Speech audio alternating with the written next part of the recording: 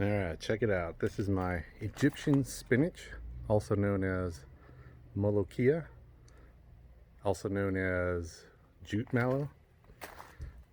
This is a summer green that grows really well in the heat.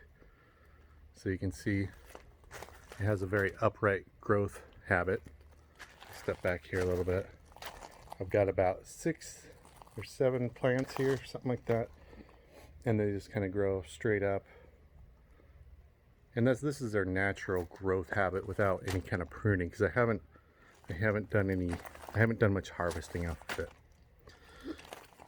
So this is it's similar to a spinach, and I planted this from seed in the middle of March, and now, in the middle of August, it is over 7 feet tall. So it's a really good grower. Produces a lot of greens for you. And the great thing about it is this thing gives you greens in the summertime when all your other greens have kind of bolted and they're done for the season. It's a very nutritious tree, or plant, I should say. These leaves have a lot of vitamins and minerals and antioxidants in them. If you look at the stalk down here at the bottom, these get pretty big. They're pretty hardy. So it's probably a good inch across. And that's kind of their growth habit. This is second generation. I collected seeds last year, and these things, the second generation is growing better than the first. So I'll do a video on how I harvest the seeds when they start coming on. You can see here they're just starting to flower. You see that yellow there. There's some buds at the ends of these stems, and they're going to be flowering pretty soon. We'll put off these little seed pods that get about 2.5 to 4 inches long, and they just have tons of seeds in each one, and they're really easy to harvest, and so I do that each year so that I have just a continuous sustainable supply of this Egyptian spinach. It tastes good. I like the way it tastes. It's very it's a very mild leaf. It doesn't overpower at all. So if you look at the leaf here, very pretty. And it has kind of these little tails at the end, but it's just a very green plant, so it's somewhat ornamental as well. It does look, it's a little bit straggly.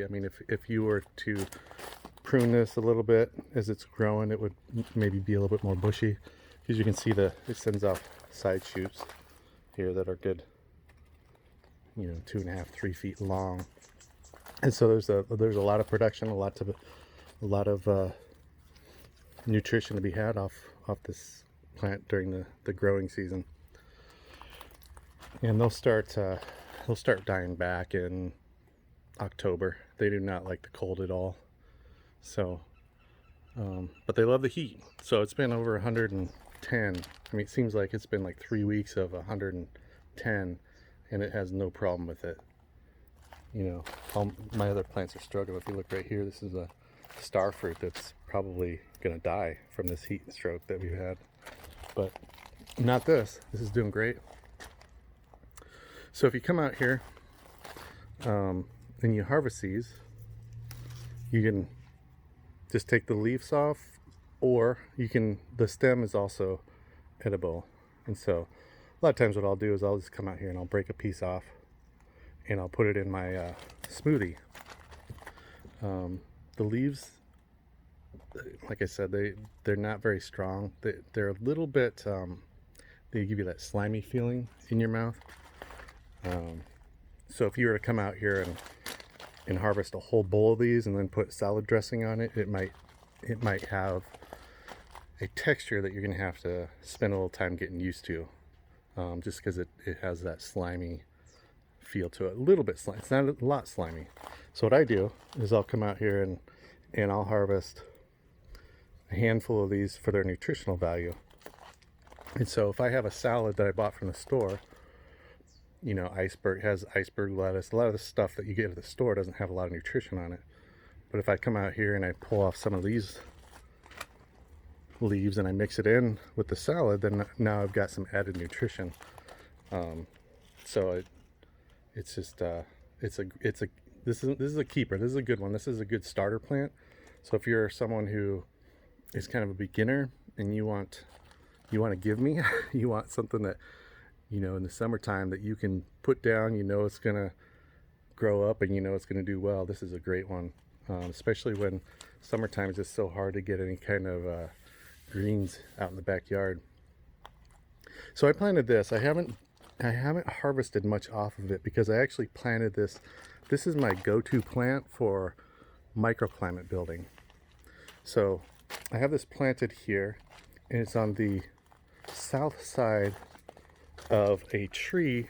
It's a loquat tree, and you can see it's very sensitive to the heat. And since we've had record heat, this tree is kind of dying back, and so I planted it here in hopes that it would help keep it alive. Jury's still out, we'll see. The tree's still alive right now, but it's dying back pretty quickly. Now, one of the unique things about these, why I like them so much as a microclimate builder, is the leaves, when you touch them, they're kind of cool to the touch. If you touch any other leaves in your yard, like these, even though the sun's gone down, these are still warm. You know, this is an orange tree here, and the leaves are still warm, whereas these are actually kind of cool to the touch. So I like it because it helps kind of cool the area off a little bit. It gives it protection from the sun pretty much all day. You can't even see the tree back there. It just looks like a bunch of Egyptian spinach. So that's about all there is to say about it. I'll do another video when we start getting seed pods on here, and I'll show you how to harvest the seeds. It's very easy, and it's just a great way to get this plant year after year, and each year does a little bit better. So there it is. That's the Egyptian spinach. Thanks for watching.